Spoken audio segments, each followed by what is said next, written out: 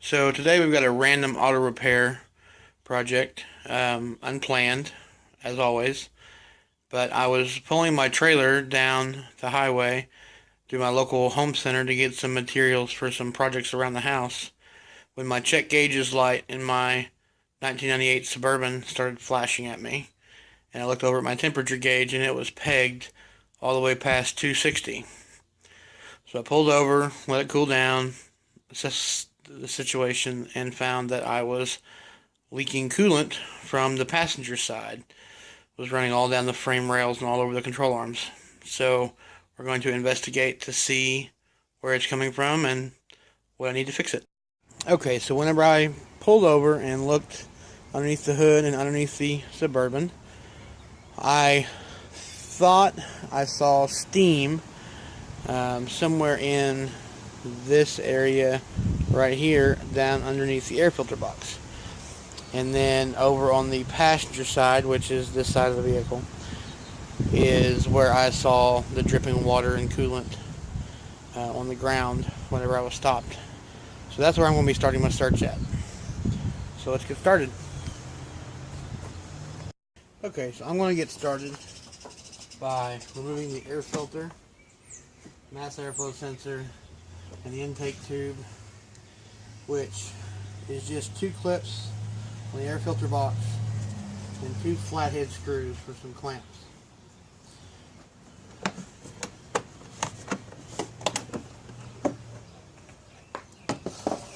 Set that aside. Pull my air filter off. Set that aside.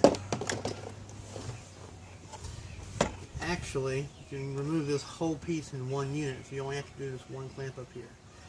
Be sure to take off your 2 electrical connectors here and here.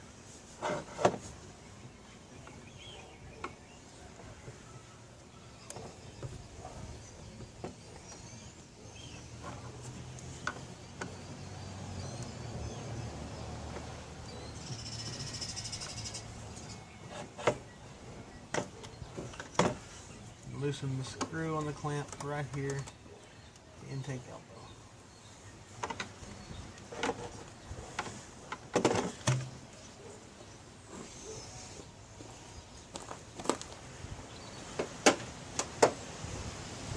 The lower part of the intake box just is held in by a clip. It slides out of the slot right here. Okay, pull these up out of the way here.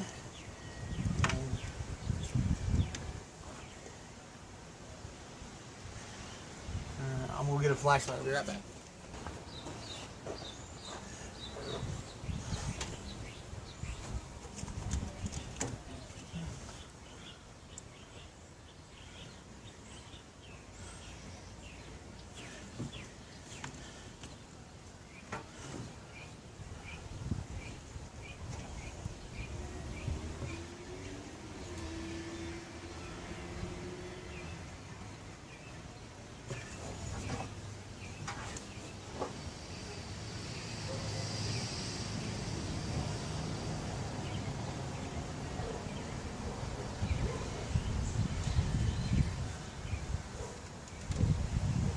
Got a broken vacuum line.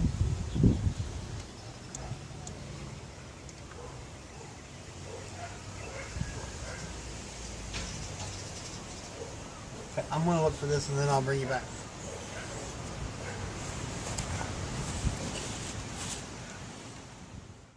A few moments later. Okay, I'm going to move you over now down into the engine bay. I found what I was looking for. Pardon the camera movement here. It's going to be shaky. When I started playing around with these hoses, I saw some wet spots and drippings on the top of the upper control arm here, which I just replaced a few months ago. And I started moving these hoses around right here, and I found, and this broke off. So I believe that this piece right here,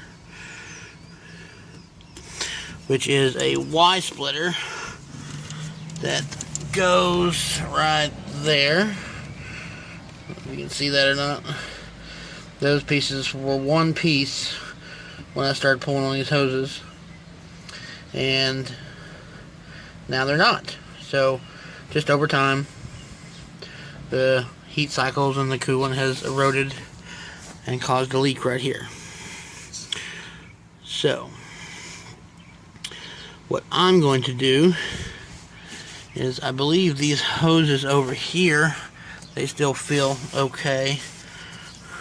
From down here, right here, still feels good. The rubber feels solid. So I'm going to pull this broken Y connector piece out, and then this hose that it's connected to, I believe this to be all original equipment, and my Suburban has 237,000 miles on it. I'll post a picture of my odometer just so you can see. But it comes up here in this clip. I'm going right here and into the back of the thermostat.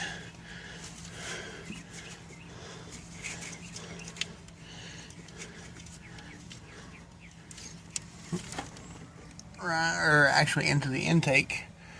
Right here. No. It comes over up around the back of the alternator.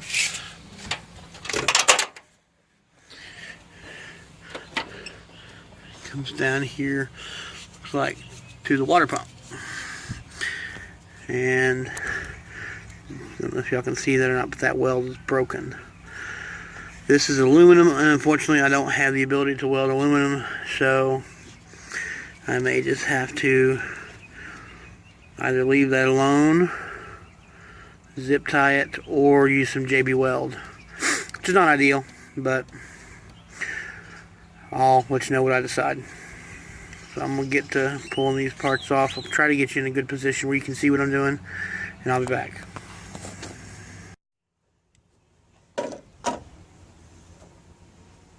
Okay, so I've got channel locks, needle nose pliers, and a flathead screwdriver. And I'm going to try my best to get this in the shot, but I don't have a way to get my camera down in here. So I'm going to pull that broken connector out of the rubber lines and see what it looks like.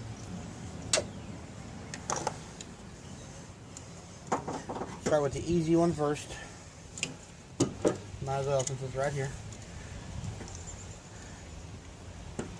And again, I hope this is in the shot. If not, I won't use it.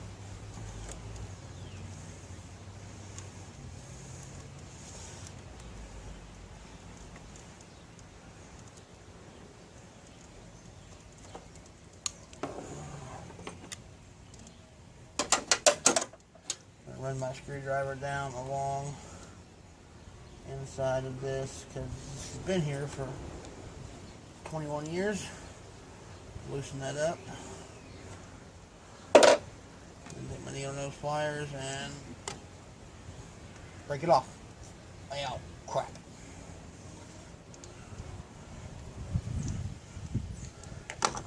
Okay, let me try working my screwdriver down there again a little more.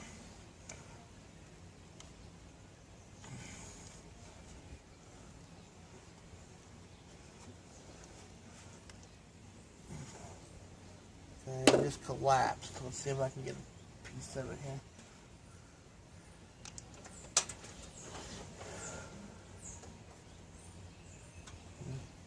Wow. If you can see this, not look how soft that plastic is. It just breaks.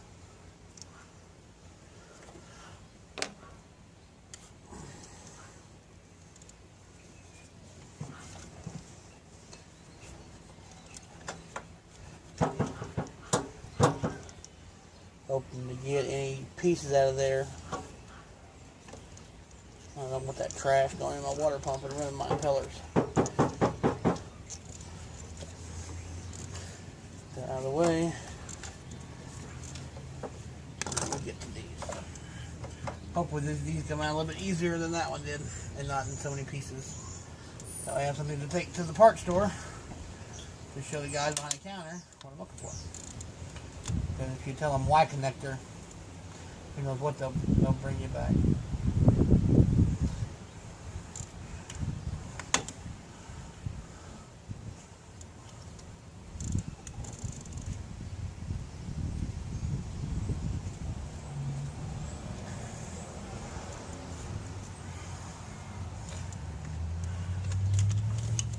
Out of the way. This is going to be a little bit tougher.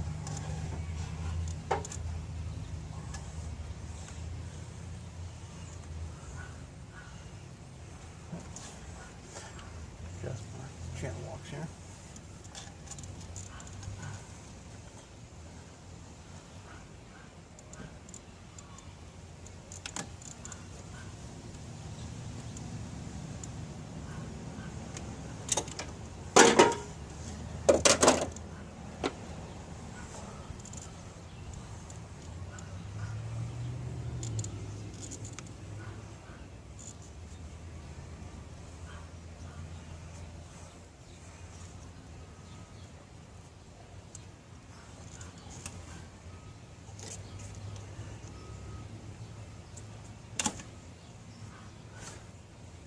Well, crap. And now I've broken the connector on the other side. Okay, I'm going to get back with you on this a little bit.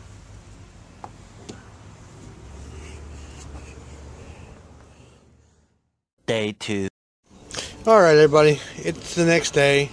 As I was working on it the other day, I ran out of light, so I figured I'd bring you back and give you an update. Let me get over here and show you where I've got to. I've gotten all of this apart. You can see right back in there. Those are the connectors for my heater core. And I went ahead and took those off because whenever I was trying to take that connector out, they all just kind of disintegrated.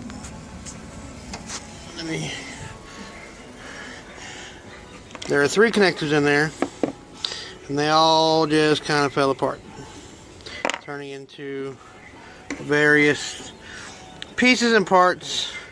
And to make sure that I did not have any go down to my heater core, I decided to pull those heater core hoses off. This is not necessary unless this happens, but it was free insurance that I wouldn't be doing a heater core replacement in the next 2 to 3 months. So, but here is the part. This actually broke, and I'm glad it did. Whenever I was trying to get the first one out, this is the heater bypass valve, I believe it's called. I'll leave a part number here in just a second. But this is a four-way connector with a vacuum assisted valve. Let's get you down in there so you can see the valve here. Right in there. Focus.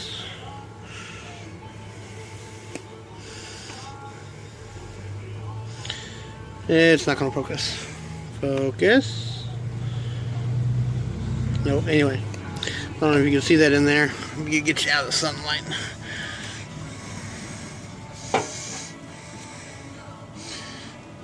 See that valve in there? Yeah, I may have to edit this part of the video out. But there's a valve in there that's actuated by this vacuum cylinder, which connects to a vacuum solenoid on the firewall. And all of these connectors broke when I was trying to get the one out. So, when I had to order this part, it was only like $21 on Amazon for the AC Delco replacement, which I prefer to go with AC Delco or OEM manufacturer over cheaper Chinese parts. So I also bought 2 connectors, one which is GM specific, as for 96 to 99 GM, Suburban, Tahoe, etc. And then a universal connector,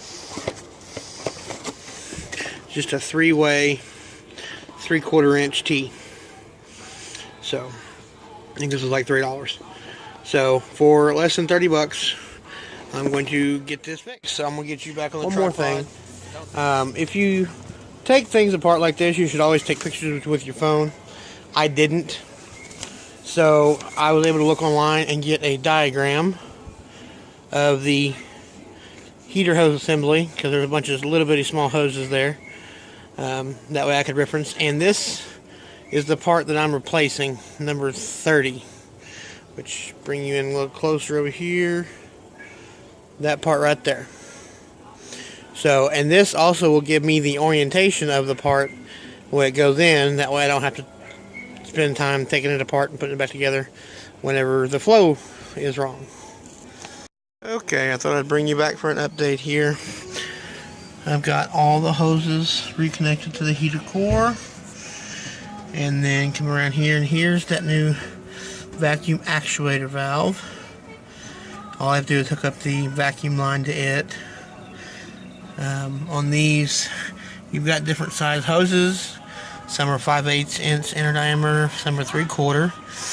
So pay attention to your diameter and how well they fit the couplers. They should go on pretty easy.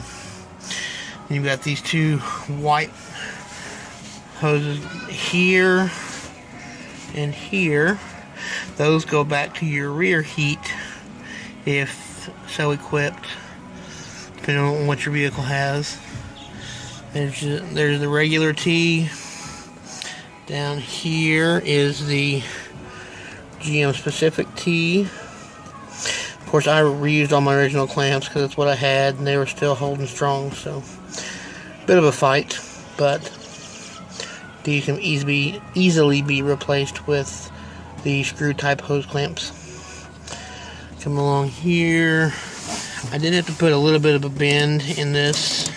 I'm hoping that will straighten itself out as the hoses heat cycle.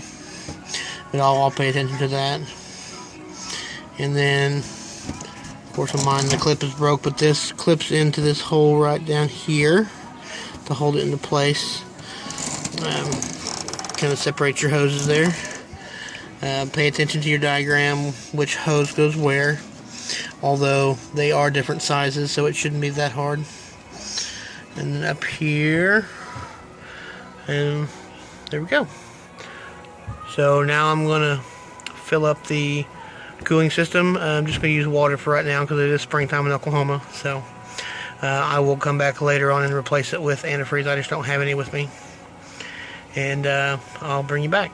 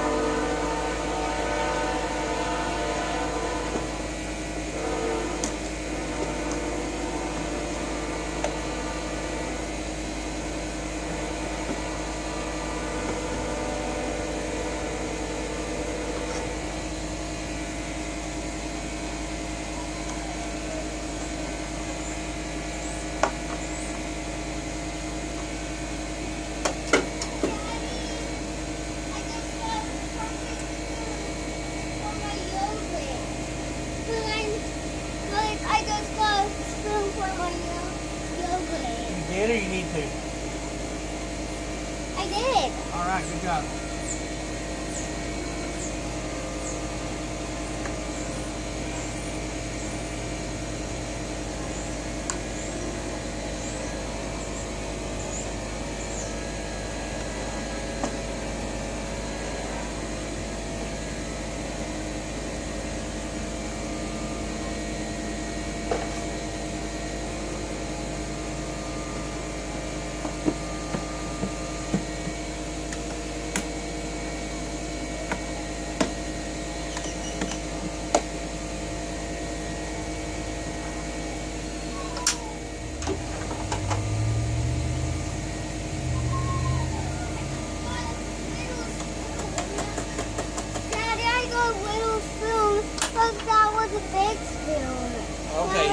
You got a little spoon? Yeah. All right.